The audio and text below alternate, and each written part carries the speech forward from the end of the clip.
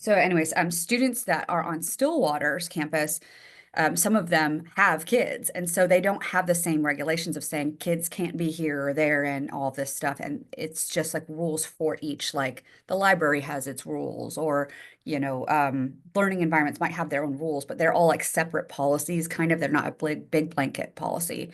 And since we don't have minors living on our campuses, we can make a big blanket policy. And so that's the concern, is that we don't have an actual policy for that. The wordings that we have in the academic catalog and syllabus supplement, these are things that are provided to our students, but that our staff and our faculty are not actually being privy to or being required for participation with. So we also want to be sure that like faculty that might be bringing their children onto campus, that they're following rules and stipulations that are an official policy for the safety as well as liability of the campus for that stuff. So there is concern there for that too. So I just want to be sure that we're covering all the bases and meeting our students' needs when we're developing this policy. And I figure, here we go, there's Christina. All right, Christina, let me know if you can hear us okay this time. I can. The internet in the whole building went down. Awesome. That's what was going on, and I couldn't get back on. And I am so sorry, guys. It's not your fault. Yeah.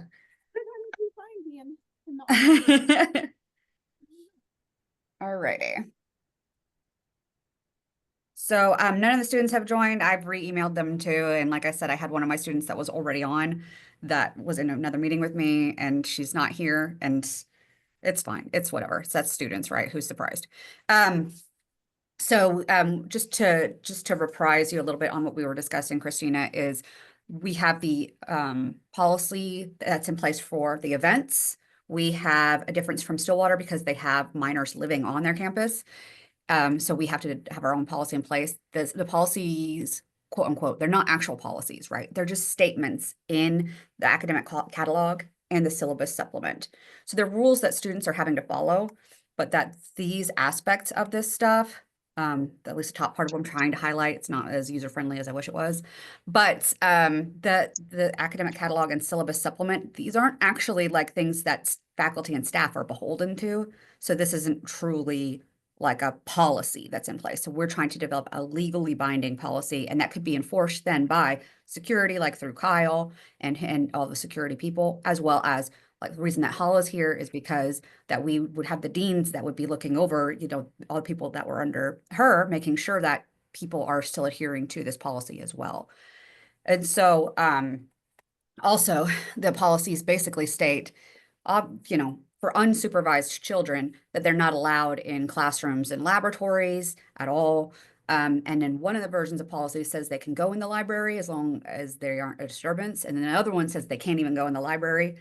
And I feel like, and I think the whole reason that Abby's here too, in our study areas, well, our students would definitely like the opportunity to be able to have their children with them as long as they're not a disturbance. And of course, the people that are supervising those areas, whether it's Abby or the people that are working with SSOC or the people that are working in the library, could kindly go to the student and be like, your kid's kind of being a disturbance. Can we either manage that or ask them to leave?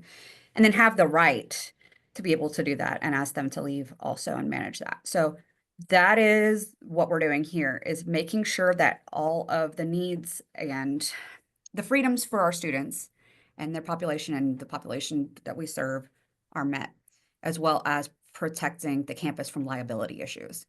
So we can't have faculty members bringing their children into their office and then just leaving their kid in their office. They have to be supervised by somebody in the office, and things like that. So right now, that stuff has kind of been a gray area.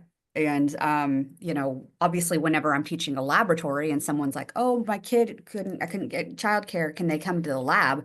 No, like that's a safety issue. Like, no. And that's covered in the academic catalog. But we do have some faculty from SPS that at our last faculty senate meeting specifically requested that they have the freedom to allow their students to bring well-behaved children into the classroom only on occasion, at the faculty member's discretion.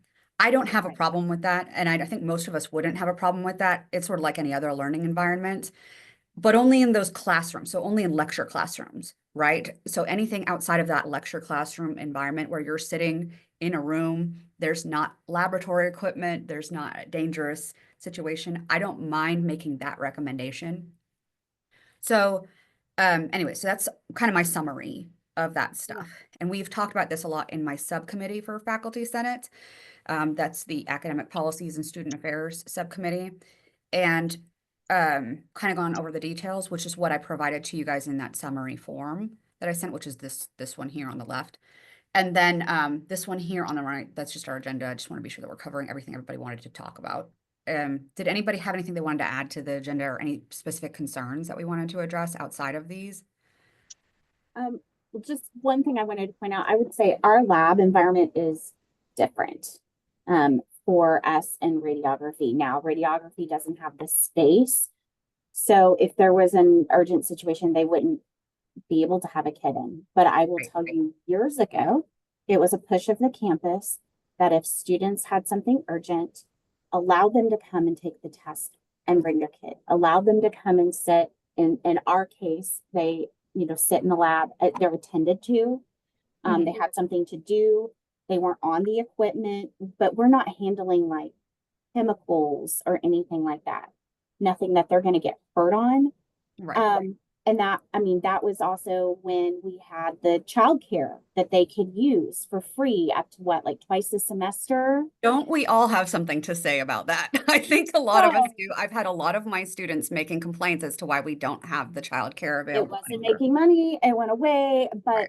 but we were encouraged to still help our students. Right. And so there have been occasions as faculty over the last several years that we have done that for our students and would like to still do that. I mean, I'd like to be able to have a student in my office with their well-behaved child who's not Right. unattended, review an exam or do a Right. tutor session. If they've got to come take a test and the student, like the kid's old enough to be quiet and sit next to mom or dad and be entertained, that's not going to bother me. Right. Certain portions of lecture in my lab, it wouldn't necessarily bother me as long as the kid is old enough to behave themselves and be Right. quiet. Now, if they're going to be trying to touch equipment because they're too young, then that's going to bother me. But I don't have chemicals that I'm dealing with in my lab either, or sharp instruments. So our lab environment's a little bit different. And we also incorporate some lecture time in our lab. So, Right. So delineating like that safety issue from like lab to lab is going to be next to impossible for us to do. right. But if we put in there, so if we include that they can be in a classroom, I don't have any problem with classroom. A classroom defined as a like a lecture room, like where lecturing would be happening. That I don't have a problem with that. But we could also add on there that they can be, as long as they're attended in the hallways. And then I assume that there could be some leeway in there for that, for like if you did have students that are at your labs, we would have to say that they couldn't be allowed in the lab room. It's already a small room anyways. But if they are, if you can Large. attend them in the hallway, if they're sitting in the hallway where you can see them, I think that would count as attending them. So if that person had a student in the room doing that activity, as long as they can see their kid out in the hallway. So our lab, they wouldn't be able to see. It is Okay. large. We have extra beds. We actually have beds where they're people are laying down and they're practicing scanning on one another. Mhm. And so in the past, years ago, when we had a situation and it was test day and lab right after lecture, we did have an older child attended to on a bed right next to mom on a device, not messing with the equipment. Because Mhm. again, that was kind of the push campus wide from the top down that we do our best to help and accommodate our students in emergent situations. Um, and so our environment's just a little bit different because they wouldn't be able to see. We keep those doors closed. We have to have lights down because of the nature of what we do. Lights are off um, in order to see the screen appropriately. So it's a little different environment. But again, we do lecture in there. We're not using sharp instruments or chemicals. So I'm not not sure what to do there. We do encourage them if they need to practice and they don't have anybody else, take turns watching each other's children. And so sometimes, that's at somebody's house, but if it's in the hallway and they're behaving, I don't mind that because a lot of times that's outside of regular class time when they're doing their practice hours. So I understand our situation's a little different. I just want to try to make sure we can accommodate Right. And so Christina, emergent situations for anybody. yeah, Christina, how often does this happen? It hasn't happened very often, but we have had it happen off and on. For instance, the one time in particular that I can recall where it was a lecture day in person and then with a test, like it was a test, and then lab after. We have students who sometimes live in places like Tulsa or in Shawnee, and maybe their school systems and their roads are different. Maybe they've closed down for something and they're a single mom and they have nowhere else to take them. They may not even have any other family members, grandparents, or anything. And so it's miss, get behind, and maybe they're already, a student who is at risk for issues of stress and being overwhelmed, and they're already doing counseling. And, we're trying to keep them going. We're trying to keep them from hitting a wall. And just you're almost done. So that was years ago. And that was the situation. The school suddenly shut down. The mom had no control over it, had no one. Exactly. It was from a long distance and the other students' kids were in school because where they live, the schools were open. And so, but we do sometimes have people commute from down by Lawton all the way from Tulsa. And so there are different. So if we were to make a statement to legal in our recommendation saying that students may be allowed in learning environments, we can just state it as generally as that, in learning environments only at the discretion of the faculty member and only when no safety concerns are present. Right. We could say something like that to legal and then leave it up to their judgment. Yeah, I think Because that would cover lots of different things and then still at the discretion. So then if you're teaching in an environment, it's not going to be safe. You can be like, absolutely not. Like, I just can't. We can't do that. I think that's absolutely acceptable. yeah, we have to remember, like I think you both alluded to that, is that 64% of our campus is students who identify as females, okay, and 75% of our students come to our campus part-time. So 75, 65, these are probably a lot of our students are moms working other jobs and they're just trying to make ends meet and come to school when they can so that they can get that degree and get a little bit ahead. So I'm all about making policies, but I don't want to be making policies that are going to be restrictive, constitute a barrier for our students. And I don't want policies that give at the same token a free rein for our faculty. Like one time you're in a good mood and you're going to let whoever student is bringing a kid with you in the class, and another one you're really pissed off and you don't want anyone to come into class, let alone the kids, right? So we just need to make sure that we're having a policy that will give some flexibility. It's broad enough, but yet hopefully the reasonable faculty will be able to function within that. But I'd love to hear what Kyle has to say, because he used to be a former police officer, right, Kyle, a detective? Yes, ma'am. Right?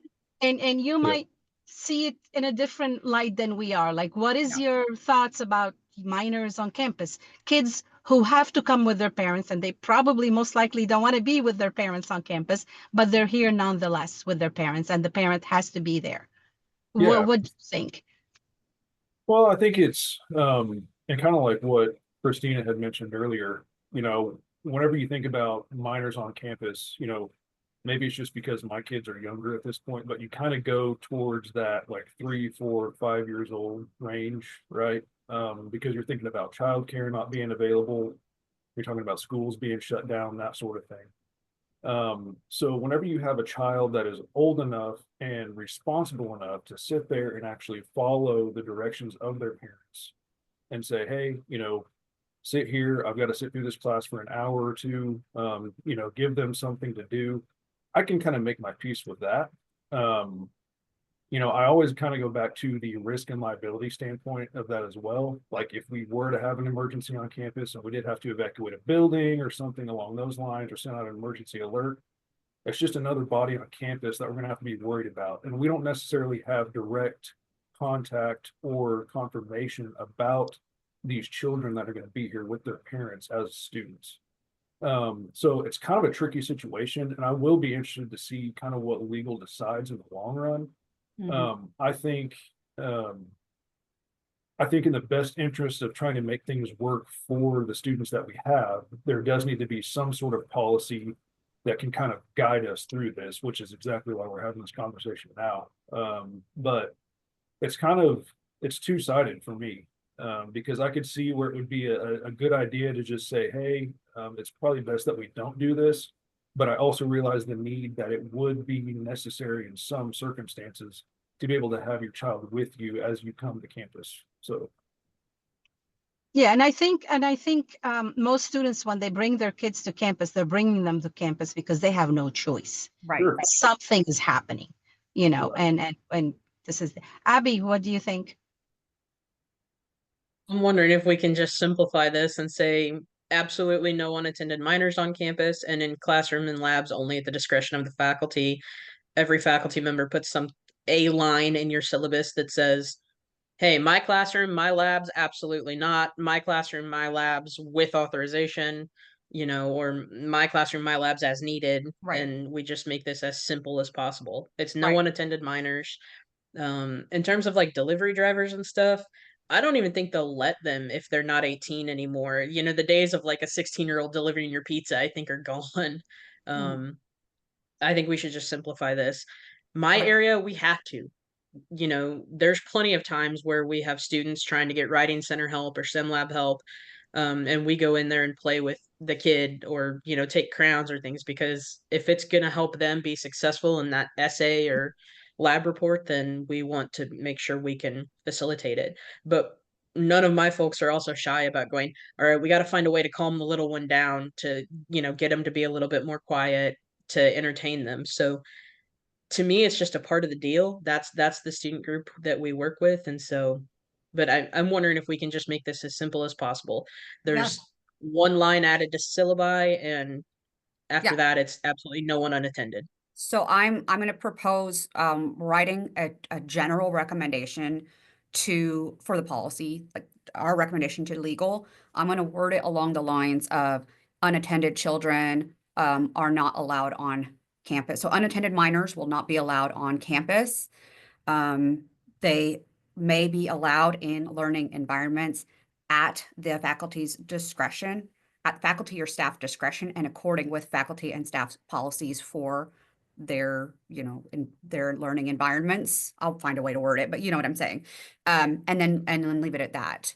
And accordance with safety concerns. And so I'll find a way to word that and try to keep that as general as possible, because the way that these are standing right now is that no children are permitted in classrooms and laboratories or teaching areas. Like this is the most general one we have, is our one in our academic catalog. And I think it needs to be more general than that. So because as it states, like as you're talking about, Christina, you allow your students in your classroom, as that states, the students were not supposed to be bringing, they are not allowed to do that. Yeah, and this was shocking to me to know that this like as a loose policy has been here this long, because I've been here long enough. Like I said, from top down, the message was help them, let this happen in emergent situations. And so we did. And I had no idea that that it was stated that way. But at the same time, I think you get into the argument unattended versus attended, and I think though, like if we add that unattended anywhere, then we're covering things like somebody brings their 14-year-old and they're skateboarding around campus while that person's in the tutoring center or the library. Well, then Kyle's covered to go out and say, hey, absolutely not, this can't happen. And they're like, well, my mom's here. well, you're unattended. So then it's covered under the policy. They can either be removed or, asked to sit next to them in the tutoring center at their Agreed. discretion. Agreed. That will make sure that liability issues, because this isn't, I want to accommodate our students as much as possible, but this is a liability concern. And that's why we're having this discussion, is because we don't have a formal policy in place. And so it is a liability. So having those students in your classroom violating these little policies that we're here right now is a liability issue for OSU. And so we want to allow you to continue doing that. Not, I'm saying you, Christina, because you brought it up, but anybody else that's doing this too, of course. Quite a while since we've even had, Yeah. a need for that in a classroom. It's been several years ago, but yeah. Sure. Yeah. But to have the freedom and ability to do that and be protected in your decision to do that, that's the point. So I will write up a rough draft trying to cover this. And then I figure I'll present that for our next meeting.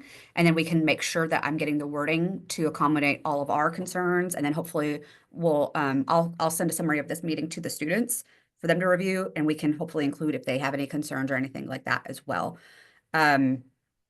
Does that sound good to everybody? Yeah, I have a quick question. Sure. So if I live close to campus and I have a 14-year-old and they decide to take their skateboard and go, skateboard on our beautiful campus, they're not allowed to do that? They Kyle? are. No. Really? they're- But aren't yeah. we a public institution and public grounds? So we're an open enrollment institution and we're state property, but we are still kind of private in that regard, where we do have a policy where you can't, rollerblade, skateboard, anything like that on campus. So, yeah. Okay. How about walking? Well, Just a you know. 14-year-old taking a walk. I didn't think we were that restrictive. Sure, yeah. I Who's don't on think our- anyone's going to notice a 15-year-old taking a walk though versus, Yeah, it's a trying to technicality. skateboard Oh, a down the 9-year-old. steps. Right. Exactly. Yeah. Yeah. I was just wondering. Okay, I was just curious. Yeah. So I think we're all on the right track here. We want to make it general enough to be able to accommodate the labs when there are dangerous chemicals, and the labs like radiology or the School of Professional Studies, Yeah. harmless classrooms, Sure. But what happens if a kid is in the classroom and they get hurt in a classroom because they close the door on their hands? Right. That's a good question. Yeah. They could get hurt doing that, being supervised or unsupervised at any Yeah. given point in the campus. And I don't know what the legal side of that is going to be, but we can at least make our recommendation to legal, and then the other Exactly. side of that will Yes, be yes, their, yes. yeah, that'll be their problem after that. Yeah. Yeah. Right. I think we have to keep it open. Mm-hmm. Would that maybe be a suggestion of like a statement in the syllabus stating that we are not liable?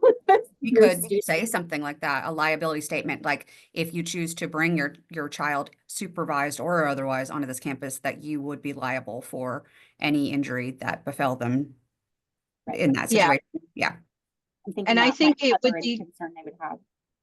Yeah. And I think we also need to be careful about students who will be bringing their kids every day to class. Yeah, so You know. make a statement, I did add a statement on there, only when alternative childcare is unavailable, something like that. Yeah. Or emergent situation or something.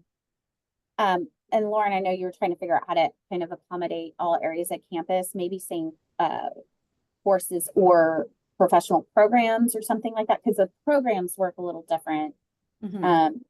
maybe than just like a general course. I don't know if that would help you maybe with the wording of that.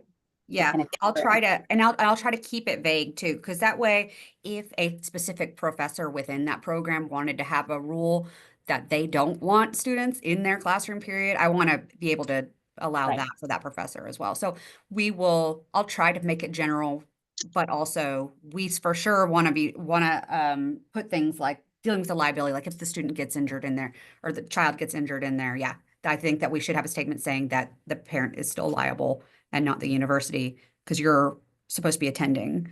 Right. And then also making sure that you have exhausted your childcare options as well before this is an issue. Okay. So we talked about classrooms and labs. How about libraries? Mm. The student center, the hub. I think Yeah. those public places have to be allowable. But that's where the unattended piece comes in. If they're unattended, then I think we kind of reserve the right to say, A, whose kid is this? And B, you got to go. Yeah, so we could have like basically state it as in learning environments, which would be our classrooms and in learning and study environments. We'll say that the students can't be disruptive. And then outside of the learning and study environments, we won't make that stipulation of disruptiveness because the kids can be playful and roughhouse little in the hub, like who really cares? So, but Exactly. as long as they're attended, right?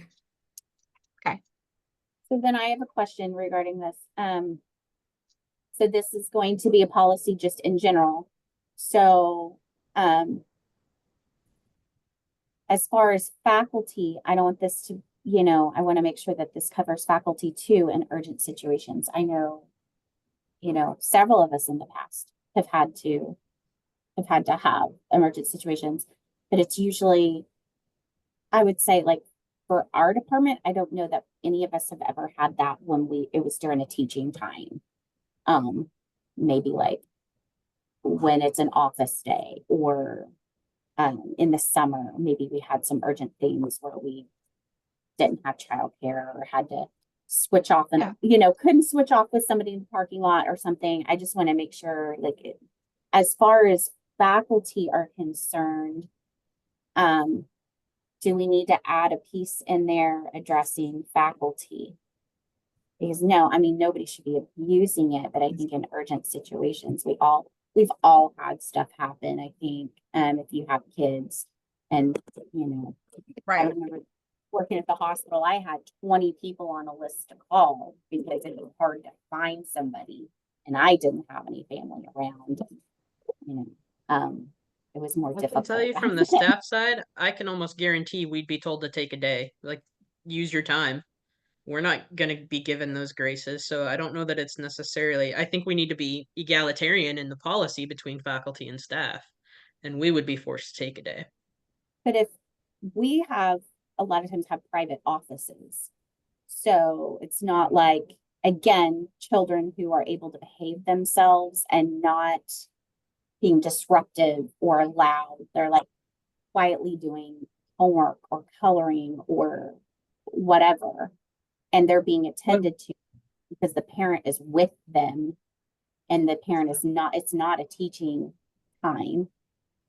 So But that if was you the have a primary. student who walks in, though, I mean, I have a private office as well, and I can tell you right now, most of the other full-time staff, in fact, I think all of the full-time staff, from my knowledge, have an office, and it would not be allowed. So I just want to make sure we're going to be egalitarian between the two because I could see how that would cause a kerfuffle with the staff side of this to be told staff can't do this or have their supervisor say staff can't do this, but then an instructor is allowed to. Right. This See, was a but I, concern that Charlotte brought up originally when we talked about this in my meeting. And she was like, we have people in health sciences that bring their kids and they sit in their office with them. They're not unattended. They are attended by their parent, but and this. And I am erring more on the side with Abby is that I don't feel like that is an appropriate thing for our environments. But at the same time, if this is not a regular thing, if this was, all of your childcare options were exhausted. And so this is one of those things I wouldn't mind saying something along the lines of, faculty or staff would be permitted per university policy to allow for them to bring their children to their office areas as long as they were supervised by the parent the entire time at the discretion of their department head or supervisors, things like that. So and I think quite honestly, faculty don't have to be on campus more than the 10 hours of their office hours. A lot of our faculty come in a lot more than their 10 required office hours. And they will, if you tell them not to bring their kids, Abby, they'll just look at you and say, I'm not on the clock. Because they are on the clock all the time, Saturday and Sunday and holidays. I understand that fully, but I think Yeah. you're getting into an HR issue where this is going to have to go through some higher levels as opposed to just a recommendation to Yeah. legal. Because I really do believe there are some folks who, hey, my daycare called and I got to go get my kid. can I bring them back and then do this one thing I need to do in the office? And the answer would be no. And so I think we need to be egalitarian between the staff and the faculty. And I think if we're going to do something like even in an emergent situation, I don't think it can be at the department head level, because you'll have some who will say yes and you'll have some who will say no. And then you're causing inequality issue between what is allowed and if I work in this department versus this department. What about Yeah, I- but what I'm trying to say, Abby, though, because I respectfully disagree with you, I don't think the faculty have to be on campus 40 hours a week. So they I agree, quite but that's honestly, what I'm yeah, saying. So if you have an emergent situation, why not just not be here? not be here. But if you know, you don't have to have an emergent, because I've seen faculty, not often enough, but there are faculty who will come in for just an hour to finish up something and they need to use their double or triple monitors in their office. They'll bring their kid, the kid will sit and they'll do what needs to be done and they leave. So I think having a policy that's egalitarian, I'm all for that, absolutely. But trying to get faculty to agree to the same terms as staff when they don't have the same schedule, it's going to be tough because you'll be punishing one or the other, you know, and it just has to be done in a way that's So I'll tell you fair, what I but can, not equal. what I can do is suggest this like overlapping policy where faculty or staff could include their children as long as childcare options are exhausted and at the discretion of their supervisor, and then run this through Melissa and then see what she has to say about that. Yes. I'll design the policy and hopefully she can look at it before we have our meeting. I'll also invite her to our next meeting and see if she can join in and add some feedback on that to make sure that we're covering that. Because we can have the policy that is, you know, you may do it, be sure you exhaust your childcare options, you know, and only at your supervisor's discretion. Then that would say, you know, for staff, if their supervisors are saying, no, you cannot do this, their supervisor would be protected in saying that. But if Melissa says no, if that supervisor says no, then everybody says no, then Melissa says, you know, and we would have to follow that. So And I'll get Hala, Melissa involved with that. Hala, I fully understand what you're saying, and I get it. I also know Yeah. we have a huge problem with turnover of staff on this Mhm. campus. And when we Oh, get one from my end, that's a retention concern. Because if I'm a student and I make a connection to a staff member who was helpful for me, I'm going to keep going back. And now I have somebody who can answer my questions. And then to then potentially have, you know, this disparity even between departments with the staff. Like Kyle may not care if one of his folks brings somebody in, you know, because the school closed earlier, the daycare had to close, but somebody in student life might care. So I just want to make sure we're thinking of this from the staff side and we don't get ahead of ourselves and saying this is going to be the policy when it hasn't, and that level hasn't been discussed around campus yet. absolutely. And I think that's why we need HR and Melissa to get involved and see what are the job categorization and how can we make it in a way that doesn't have to be equal, but it has to be fair. And while you're saying, you know, yeah, faculty don't have to be on campus but so many hours, there have been times that even though that's the technical policy, we've been made to be on campus more than that. And so Oh, absolutely. about that turnover, and a lot of times there's that work-life balance. I can tell you the issue there for probably a lot of us in my area is trying to balance family and job, because let's be honest, this job is more than 40 hours a week for me, period. There's no way around It is. I can't help it. And I'm not debating that. I think all of our instructors are working more than the time they're paid for. I think Right. most of the staff are also working more than the time they're paid for. So I just want to make sure we're not saying, oh, by the way, it's fine for instructors to bring it if it's an emergency situation. Staff, oh, well, whatever. Talk to your department head, and then their department head say no, because I can tell you right now that's going to rub a lot of the staff the wrong way, and we already have a retention problem in that area. And if we put it that way, that is not the right way to go about doing it. Yes, absolutely. And please don't go around saying that Hala said faculty only have to be here 10 hours a week. That's not what I said. That is not what I I said. know what you mean. I'm just saying, like, we've gone through periods of time where we operate that way, and then the whole campus isn't operating that way. They shift back. It's kind of been this back and forth over the last so many Yes. years. Yeah. I think just faculty has a little bit more leeway on when they're here and when they're not. And they're definitely working a lot of hours, just like many of our staff, you know. But I would So agree, there are things that are easy to do, a lot easier to do, and you can get it done quicker. Real quick with 2 screens or 3 screens, whatever it is. There are things that's just the nature. It's a little bit easier and to come in real quick and get it done. Right.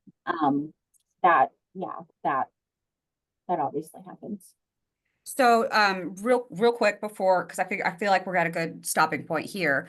I will create our proposed, we'll create a draft for our proposal to legal. I'll take into these considerations for our learning environments versus our open environments, learning or study environments versus open environments like the hub or whatever. I'll take that into consideration. I will also try to formulate a side of that for faculty and staff and run that through Melissa.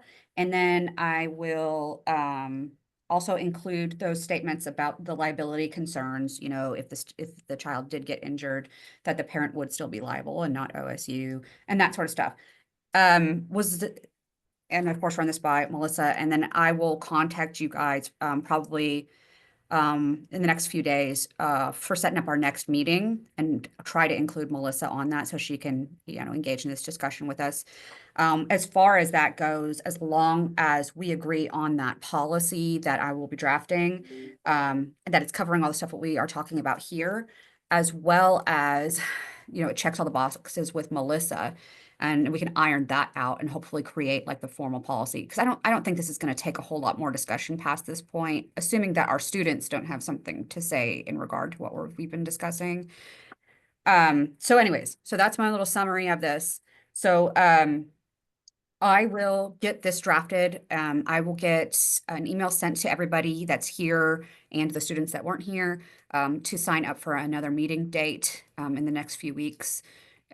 So look out for that, sign up for your availability times and everything like that when you get that email, so we can get talking about that. And I will have that draft ready, and hopefully Melissa will be able to join us as well. I'll include her in that sign up time thing too. So I'll get her up to date.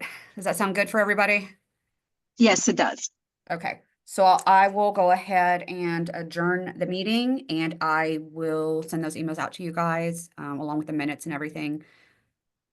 Thank you guys for joining. I hope you have a Thank you. good weekend, and I'll talk to you guys in a couple weeks probably. We will. Thanks. Thanks so much, Bye. guys.